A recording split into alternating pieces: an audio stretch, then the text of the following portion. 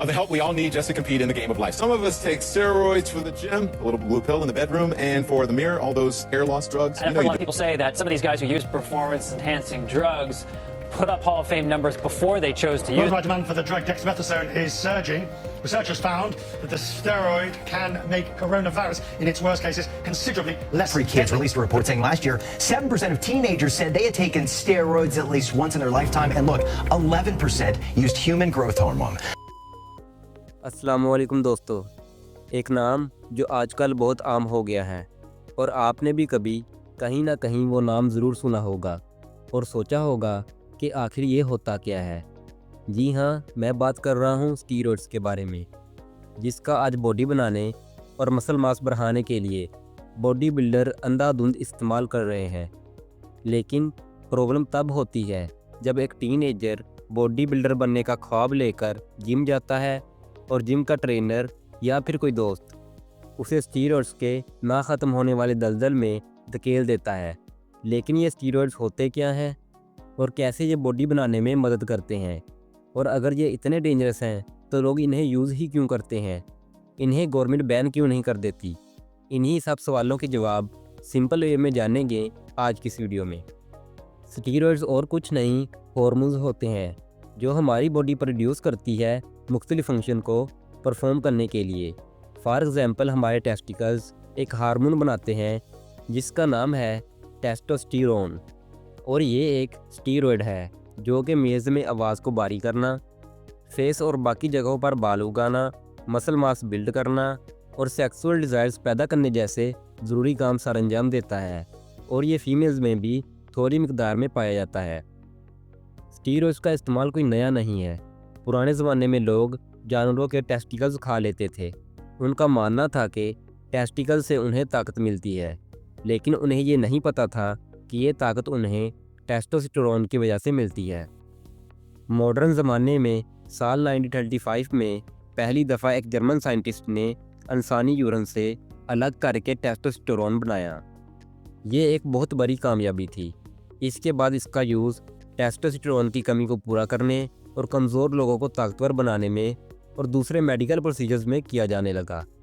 फिर साल 1936 और 1937 के दरमियान साइंटिस्ट ने सोचा कि टेस्टोस्टेरोन को ऐसे मॉडिफाई किया जाए कि उसका मसल बिल्डिंग इफेक्ट बढ़े लेकिन साइड इफ़ेक्ट्स कम हो जाएं, जैसा कि अनवांटेड हेयर ग्रोथ, गुस्सा और हार्मोनल इम्बैलेंस। इस वजह से उन्होंने टेस्टोस्टेरोन को मॉडिफाई करके मिथाइल टेस्टोस्टेरोन बनाया, जो कि दुनिया का पहला एनाबॉलिक स्टीरॉयड था। साल 1950 में अमेरिकन साइंटिस्ट ने देखा कि रशियन वेट लिफ्टर्स कुछ तो ऐसा यूज़ कर रहे हैं जिससे उनको एक्स्ट्रा ताकत मिल रही है।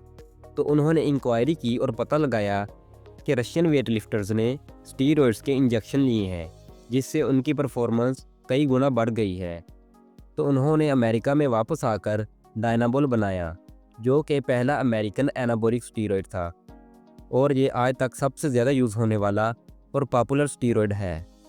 इसके बाद स्टीरॉयड्स का अंधाधुंध इस्तेमाल शुरू हो गया, खासकर बॉडी बिल्डर्स और एथलीट्स किसी कंपटीशन जीतने के लिए इस्तेमाल करने लगे और आज तक इस्तेमाल कर रहे हैं। लेकिन बाद में जब इसका मिसयूज़ ज़्यादा हो गया और इसके साइड इफ़ेक्ट्स जैसा कि हार्ट फेलियर, लीवर कैंसर और किडनी फेलियर सामने आने लगे, तो IOC और WADA ने इसे स्पोर्ट्स में मुकम्मल तौर पर बैन कर दिया, और साल 1990 में अमेरिका ने भी इन्हें कंट्रोल सब्सटेंस की लिस्ट में शामिल कर दिया। यानी अब इन्हें डॉक्टर के प्रिस्क्रिप्शन के बगैर सेल करना इलीगल हो गया। तो अब आपको आपके पहले सवाल का जवाब मिल गया होगा कि स्टीरॉयड्स होते क्या हैं। लेकिन स्टीरॉयड्स हमारी बॉडी में ऐसा क्या करते हैं जिससे हमें एक्स्ट्रा पावर मिलती है। तो देखो, स्टीरॉयड्स दो तरह के होते हैं, फर्स्ट कॉर्टिकोस्टीरॉयड्स और सेकंड एनाबॉलिक स्टीरॉयड्स। कॉर्टिकोस्टीरॉयड्स का मेडिकल यूज़ ज़्यादा है। ये बॉडी में इन्फ्लेमेशन को कम करते हैं और एलर्जिक रिएक्शंस को कंट्रोल करते हैं, इसलिए इनका इस्तेमाल asthma, rheumatoid arthritis, skin allergy, anaphylaxis shock और दूसरी ऑटो इम्यून डिजीज़ के इलाज के लिए किया जाता है। डेक्सामेथासोन, बीटामेथासोन, प्रेडनिसोलोन कुछ एग्जांपल्स हैं कॉर्टिकोस्टीरॉयड्स की। कॉर्टिकोस्टीरॉयड्स के साइड इफ़ेक्ट्स में weight gain, bone loss, skin thinning, mood changes वगैरह शामिल है। कोर्टिकोस्टीरॉइड्स का मिसयूज़ कम है, लेकिन फिर भी कुछ लोग सेल्फ मेडिकेशन करते हैं, लेकिन उनको राइट डोज का पता नहीं होता, जिससे वो कोर्टिकोस्टीरॉइड्स को ज़्यादा मिकदार में ले लेते हैं। कुछ क्रीम्स में भी लेबल किए बगैर कोर्टिकोस्टीरॉइड्स को शामिल किया जाता है, जिससे लोगों को लगता है कि उनका रंग गोरा हो रहा है, लेकिन असल में उनकी स्किन पतली हो रही होती है। और बहुत अफसोस के साथ कहना पड़ रहा है कि कुछ डॉक्टर्स पेन रिलीफ और एलर्जी के लिए कोर्टिकोस्टीरॉइड्स पेशेंट को दे देते हैं प्रॉपर डायग्नोस किए बगैर, ताकि पेशेंट को जल्दी असर दिखे। और कुछ क्लिनिक्स में भी छोटी प्रॉब्लम्स जैसा कि बुखार, कफ या फिर एलर्जी रैशेस के लिए कोर्टिकोस्टीरॉइड्स को दे दिया जाता है, जिससे पेशेंट का इम्यून सिस्टम वीक हो जाता है। इसके अलावा कुछ बॉडी बिल्डर्स भी इसका यूज़ करते हैं ताकि एक्सरसाइज के बाद मसल्स की इन्फ्लेमेशन को कम किया जा सके। हालांकि ये एनाबॉलिक स्टीरॉइड्स नहीं है, लेकिन लॉन्ग टर्म इस्तेमाल से सीरियस साइड इफ़ेक्ट्स सामने आ सकते हैं। स्टीरॉइड्स की दूसरी टाइप है एनाबॉलिक स्टीरॉइड्स। स्टीरॉइड्स की ये टाइप ज़्यादा डेंजरस है और इसका मिसयूज़ भी ज़्यादा होता है। तो बॉडी में जाकर ये कुछ इस तरह से काम करते हैं। जब हम आर्टिफिशियली स्टीरॉइड्स को लेते हैं तो बॉडी में टेस्टोस्टेरोन की मिकदार बहुत ज़्यादा हो जाती है, जिससे ज़्यादा स्ट्रेंथ मिलती है, मोटिवेशन आती है और रिकवरी फास्ट होती है। इसके अलावा जब हम एक्सरसाइज करते हैं तो हमारे मसल्स फाइबर्स टूट जाते हैं। एनाबॉलिक स्टीरॉइड्स मसल रिपेयर्स को 2 से 3x तक फास्टर कर देते हैं, जिससे मसल्स जल्दी रिपेयर होते हैं और मसल मास तेज़ी के साथ बढ़ता है और ज़्यादा स्ट्रेंथ मिलती है। एनाबॉलिक स्टीरॉइड्स मसल्स में नाइट्रोजन की रिटेंशन को बढ़ा देते हैं, जिससे नाइट्रोजन मसल्स में ज़्यादा देर तक रुकी रहती है, जिससे मसल मास बढ़ता है। इसके अलावा स्टीरॉइड्स रेड ब्लड सेल्स की प्रोडक्शन को बढ़ाते हैं, जिससे ज़्यादा ऑक्सीजन मसल्स को मिलती है और एक्सरसाइज के बाद जल्दी थकन नहीं होती और ज़्यादा देर तक वर्कआउट किया जा सकता है। एनाबॉलिक स्टीरॉइड्स कोर्टिसोल, एक हार्मोन जो स्ट्रेस के वक्त रिलीज़ होता है और मसल्स को तोड़ता है, को ब्लॉक कर देते हैं, जिससे एक्सट्रीम वर्कआउट के बाद भी मसल टूटते नहीं और मसल मास लॉस होने से बच जाता है। उम्मीद है कि आपको आपके दूसरे सवाल का जवाब मिल गया होगा कि स्टीरॉइड्स आखिर बॉडी में जाकर करते क्या हैं। लेकिन अगर ये बॉडी के लिए इतने फ़ायदेमंद हैं तो इन्हें यूज़ करने में बुराई ही क्या है। देखें, अभी तो आपने सिर्फ इसके फ़ायदे जाने हैं, अब इसके साइड इफ़ेक्ट्स सुनिए। इसके कुछ साइड इफ़ेक्ट्स तो कुछ हफ्तों में ही सामने आ जाते हैं, जिनमें कॉमन साइड इफ़ेक्ट्स हैं एक्नी, बॉडी पर दाने बनना, जो कि ज़्यादातर फेस, चेस्ट और बैक पर बनते हैं और बॉडी ऑयली हो जाती है। ये एक्नीज पेनफुल भी होते हैं। नंबर 2 पर स्टीरॉइड्स इंटेकर को बहुत ज़्यादा एग्रेशन होती है, गुस्सा बहुत ज़्यादा आता है और मूड स्विंग्स भी होने लगते हैं, मूड स्टेबल नहीं रहता। नंबर 3 पर बॉडी में वाटर रिटेंशन हो जाती है, जिससे चेहरा फूला फूला सा लगता है और बाकी बॉडी में भी पफीनेस होती है। नंबर 4 पर नींद आने में प्रॉब्लम होती है, डिप्रेशन होता है, एंजाइटी होती है। नंबर 5 पर मर्दों में ब्रेस्ट डेवलप हो जाते हैं। जब बॉडी में टेस्टोस्टेरोन की मकदार ज़्यादा हो जाती है तो बॉडी बाद में इसे एस्ट्रोजन में कन्वर्ट कर देती है। ये वही हार्मोन है जो लड़कियों में ब्रेस्ट डेवलप करता है। नंबर 6 पर जब बॉडी को बाहर से टेस्टोस्टेरोन मिलना शुरू होता है तो टेस्टिकल्स नेचुरल टेस्टोस्टेरोन बनाना बंद कर देते हैं, जिससे टेस्टिकल्स श्रिंक हो जाते हैं और स्पर्म प्रोडक्शन पर भी असर पड़ता है, जिससे इनफर्टिलिटी भी हो सकती है। ये तो सिर्फ शॉर्ट टर्म साइड इफ़ेक्ट्स हैं।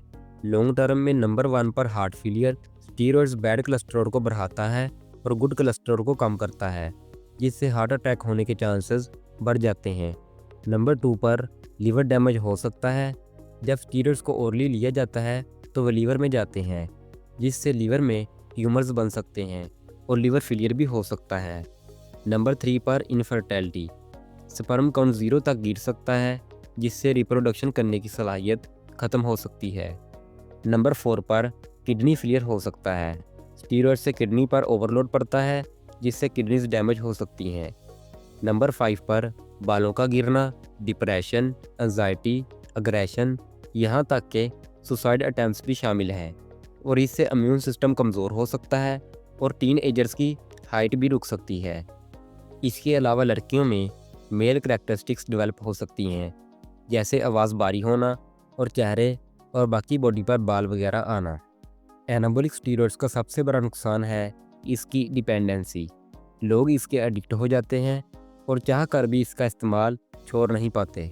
तो ये थे स्टीरॉयड्स के कुछ फ़ायदे और साइड इफ़ेक्ट्स।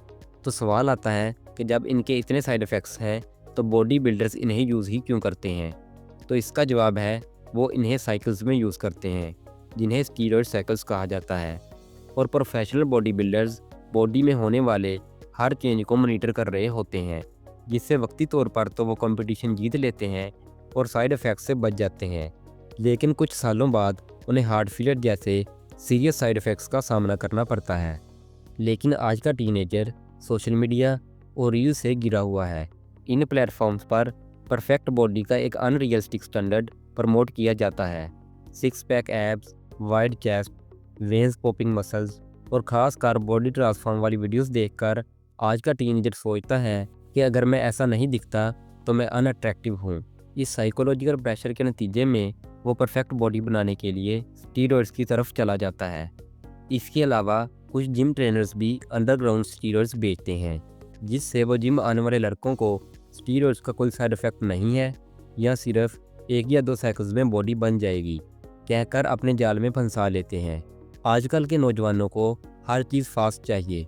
6 महीने लगाकर नेचुरल बॉडी नहीं बनानी, बल्कि 6 हफ्तों में स्टीरॉयड्स से इंस्टेंट रिजल्ट्स चाहिए, जिसकी वजह से आज स्टीरॉयड्स का इस्तेमाल बहुत ज़्यादा हो गया है।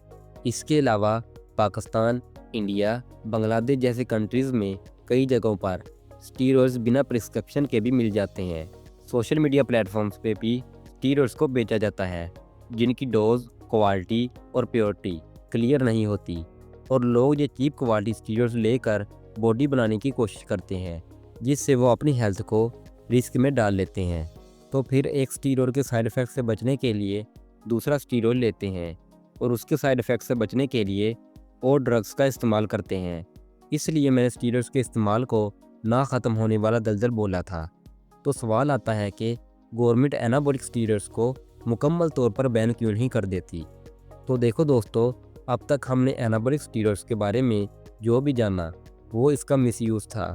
एनाबॉलिक स्टीरॉयड्स कई कंडीशंस में लाइफ सेविंग भी होते हैं, जैसे कि HIV पेशेंट्स जिनका मसल मास लॉस हो रहा होता है। एनाबॉलिक स्टीरॉयड्स ऐसे पेशेंट्स के लिए लाइफ बचाने का काम करते हैं। इसके अलावा ऐसे लोग जिनमें टेस्टोस्टेरोन की कमी होती है, उनको भी स्टीरॉयड्स दिए जाते हैं। ऐसा पेशेंट जिनमें रेड ब्लड सेल्स की कमी होती है, तो उनमें इसकी कमी को पूरा करने के लिए स्टीरॉयड्स को दिया जाता है। अगर गवर्नमेंट इन्हें मुकम्मल तौर पर बैन कर देगी तो वो लोग जो जेन्युइन पेशेंट्स हैं नुकसान उठाएंगे। इसलिए गवर्नमेंट इन्हें मुकम्मल तौर पर बैन नहीं करती। स्टीरॉयड इतना बड़ा टॉपिक है कि इसे एक वीडियो में मुकम्मल करना थोड़ा मुश्किल है, लेकिन हमने जो कुछ भी जाना इससे आपको बेसिक नॉलेज तो मिल ही गया होगा। अब आप इस वीडियो को ज़्यादा से ज़्यादा शेयर करें ताकि स्टीरॉयड्स के खिलाफ अवेयरनेस फैले और लोग इसके मिसयूज़ से बचें।